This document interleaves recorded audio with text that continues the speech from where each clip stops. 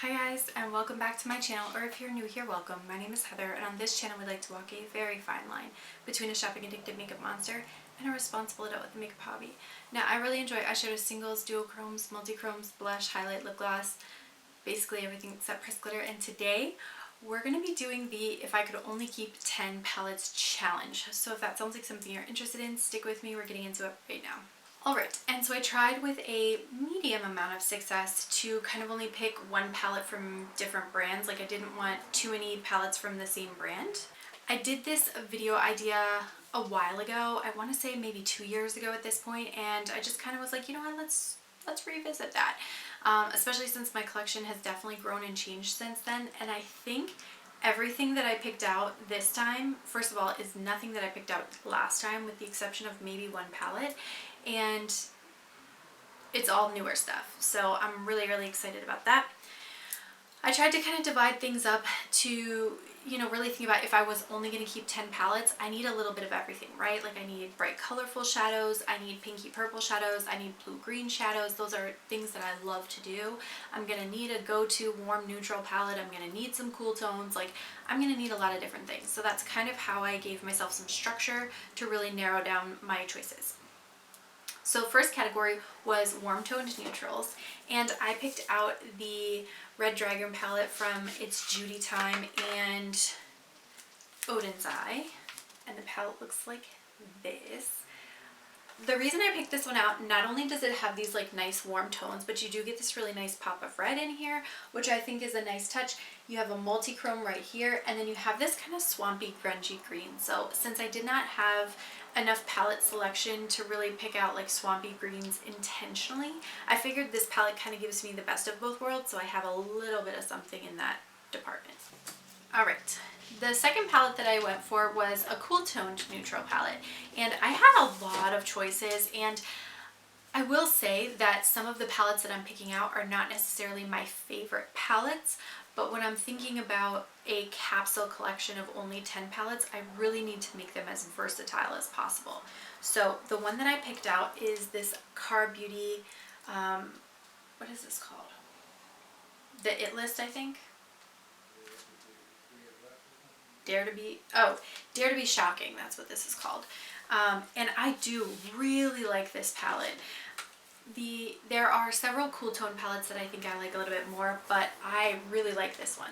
And again, the reason I picked this out is for versatility, because not only do I have these beautiful like gray tones to make a nice like smoky eye, I've got a couple really soft blues here, I've got a couple like neutrally yellow tones, and then I have these couple pops of like green and teal that just add a little bit more dimension than some of my palettes that I would have otherwise picked. For example, the Huda Beauty Wild Jaguar palette or the ColourPop Darth Vader palette are both like top of the line favorite cool toned palettes for me, but neither of them has this much versatility. So I picked this one above those for that reason. So number 3, I gave myself a rainbow palette. Now I have about a bajillion rainbow palettes roughly. So the one that I picked out was the Be Perfect Carnival Interstellar palette. This is the 5th iteration of collabs that they've done. And I picked it out because not only do I have lots of brights and rainbows, but I get even more of these like grays and cool tones. Like I feel like that is so important. So I was really excited to kind of pick this one out because it gives me kind of the best of both worlds. And I don't have like, there are some really special shades in here that I just don't have in any other palette. So this one would be the rainbow palette. The next one I wanted to pick out was something either pink or purple, right? Because I wear a lot of pink and purple, especially if I'm doing something a little bit more neutral. I definitely consider like those mauvey pink rosy tones to be a neutral for me. So the one that I had to pick out was the Natasha Nadona. I'm so done with myself. The Natasha Denona Retro palette. And of course it looks like this. Now I love this for like these really deep dark burgundy shades here. This shade right here is such a beautiful topper. It like twinkles and sparkles all over the lid, so I really like that one. I do get a couple like more generically kind of brown leaning kind of shades over here, but like this 9 pan right here could really serve me quite well in combination with my other palettes here. I could not get away without picking a blue-green palette, and the blue-green palette that I picked out was actually the Laguna palette from Glam Shop. Now this one, I don't know if they still make this because it was on clearance for a little while. But it looks like this. The shades here, like this shade here, this shade here, and this shade up here, make the most stunning shimmers on the lid. I love this kind of like swampy emerald green. This palette is just so beautiful. I don't necessarily lean into these like red coral shades too much, but everything else in there more than makes up for those two shades. I just don't care that they're there. So definitely wanted to include that one. And then I did want to include a pastel palette. So this is the one that may be an overlap. I expressly did not go and look at the list that I made the first time around so that I could kind of keep my mind open for what I wanted to do now. But I did go ahead and picked the Nomad Tokyo Harajuku palette. And while I do have some other pastel palettes in my collection, this one just has the most banging metallics. Like this row of metallics down here is so pretty. You've got this like purple fuchsia to blue, you've got a purple to pink, this yellow to kind of a pinky rose color, you've got this green that shifts a little bit blue, and then this basically iridescent shade with almost a tinge of pink base that shifts to a really strong blue. Dumb pretty. And they work really nicely with these kind of very soft pastels. I do like the addition of this deeper shade here so that you have a little bit more variety. You can do a little bit more with like depth. Definitely had to include this one for pastels. And then the last four that I included were basically my wild cards. I wanted some collab palettes and I wanted some kind of unique color stories. So for collabs, I actually have 3 collabs because one of them ended up just being kind of a unique color story.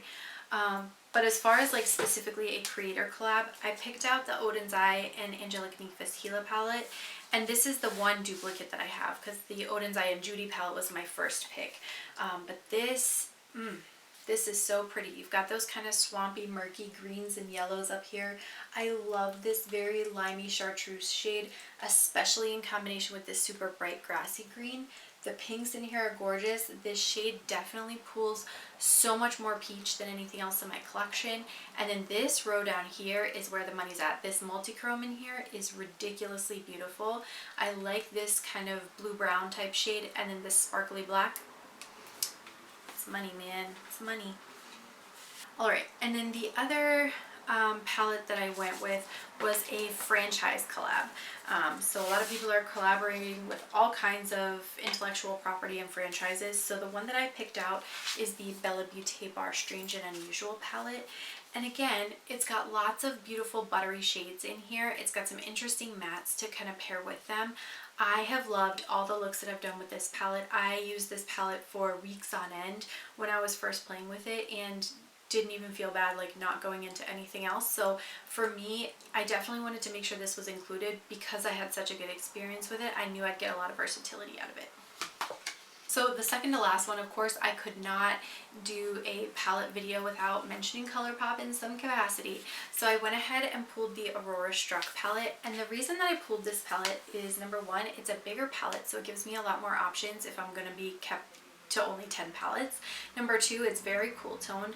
And number three, it has lots and lots of beautiful shimmers and mattes that can build cohesive looks. You've got like a whole blue row, a green row, you've got this kind of gray toned row, which I really like, this kind of mauvey purple row. I think this is a really versatile palette that would kind of round out everything else that I have. It definitely has a couple pops of like pastel type shades, but it also has some really great depth. So I think it would work very nicely alongside the other palettes that I've picked. Last but not least, I'm so glad I found a place to put this palette because when I started thinking about only keeping 10 palettes, I was like, this is gonna have to be one of them, and it's not very big, it's not very many shades, so I'm gonna have to make up for that somewhere else. And it's the Scooby-Doo palette. This is the Creeps and Crawls palette with Glam Light.